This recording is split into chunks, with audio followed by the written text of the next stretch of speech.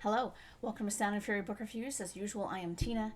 Today I am doing a book review of something a little different. I'm reviewing a historical fiction novel, which is Ash Fall by Martez Fenech. So this is a book from 2022. It's part 3 of the Siege of Malta series from BDL Publishing. So if you enjoy historical fiction, you honestly need these books. It's both a character-driven story, a period piece, a war drama, with enough of all three to satisfy everybody. The characters are memorable and relatable, the research is top tier, and the writing is both beautiful and immersive.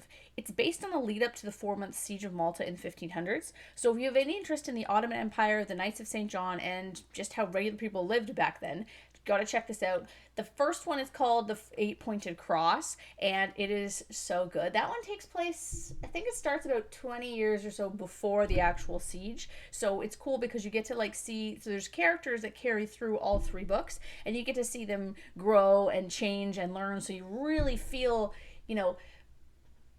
you really care about them by the end of this book, and so you really want to make sure that they survive the siege, and the only way to do that is to read it. So I highly recommend this series. It's so good.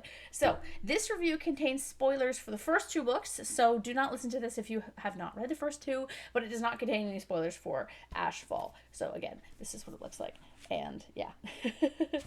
A stunning and spectacular end to an addictive series, Ashfall is an impressively wrought story of people unwilling to give up, whether that's give up their homes, give up on their family, or to give up hope. Considerably more action focused than the last 2, though there are some really good battle scenes in the second book, Ashfall deals with the main event between the Ottomans and the Maltese. I knew nothing of the siege going in, so for me, not knowing the way the battle unfolded or the eventual outcome was just nail biting. And that's why I have acrylic nails now, because I kept biting my damn nails. The action scenes in the novel are so engaging, exciting, and fast-paced, and while there are a lot of action scenes, as there are a lot of skirmishes and battles that, take place over the siege, they never got repetitive. There's always something new going on, someone new being the focus of the story, and you never knew kind of which characters were going to live and which were going to die, and some of it was grisly, but that's the late medieval times for you. The only thing I can say is, why do you have to keep killing off my favorite characters all the time, Martez? Why do you do that? So, speaking of the characters, while they didn't change as much in this book as in the previous 2 were, well, the first one's almost like a coming of age story, and then the second one just kind of is fleshing out kind of their characters. They didn't change so much in this book as in the previous, as I said, but they are consistent and they're endearing, and I kept hoping that everyone would get a happy ever after, even though I knew that was probably not likely.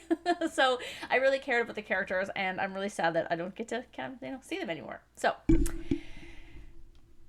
the best stories, I think, about war show why war is arbitrary and needless. The reason the Ottomans warred on Malta was senseless, as is any fight over religion, really, unless it's to stop persecution, and the number of deaths that ensued while the leaders remained safe was absolutely horrendous. As such, the novel reiterates the thing we all know yet can't seem to prevent from happening, the corruption that comes from too much power. In this case, I'm referring to leaders of countries and orders and religions who wage war for selfish reasons or refuse to come to the aid of others for the same reasons. As such, this book, because it has a lot of that, is a novel that resonates both with us now just as much as a story of what the world was like 400 years ago. We have not changed that much. Spoiler alert. Yet it's also a story about bravery. It's a story about courage, about sacrifices, about coming together. And that's something we need more of in this world today. So this book has both a critique on society almost, as well as hope for society. It has everything you could want in a book, really, except for aliens, and that's fine because it's not a science fiction. Overall, Fenech has carved an immensely satisfying, exhilarating, and emotional story from the rock that is history, showing us that yet again, sometimes we have to look to the past to form a better future.